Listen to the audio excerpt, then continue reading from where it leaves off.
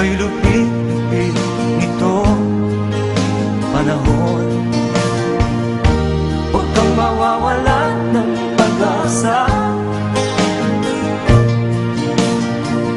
kailanman ay di nag-iisa. Huwag kang sumuko, huwag kang malulungkot, ituloy